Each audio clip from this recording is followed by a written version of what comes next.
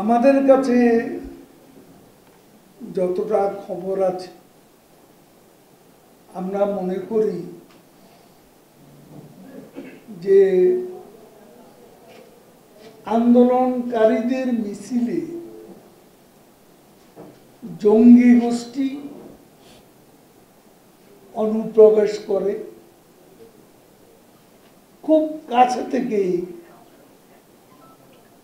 অনেককে গুলি করে। সেখানে হতাহতের ব্যাপারটা এখানেও আমাদের ভাবতে হবে। জঙ্গিরা ছদ্মবেশে আন্দোলনে ঢুকে পড়ে কাছে থেকে গুলি করেছে, এমন ঘটনাও ঘটেছে বলে আমাদের কাছে ইনফরমেশন আছে। এবং এই মুহূর্তে চলমান যে সহিংসতা, দৃশ্যত স্বাভাবিক মনে হলেও এই জঙ্গি গোষ্ঠী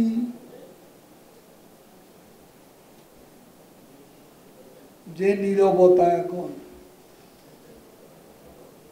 এই নীরবতা তাদের পুনরাক্রমণের পূর্ব সংকেত।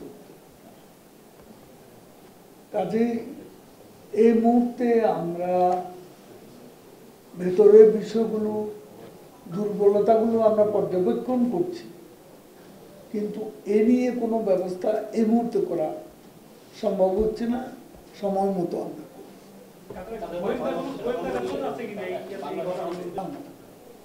দেখেন, অনেক কিছু আছে, মূল্যায়ন হতে পারে, আত্মসমালোচনা হতে পারে,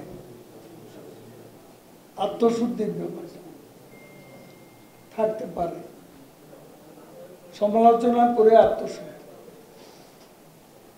এবং সেটা আমাদের পাঠিত আছে।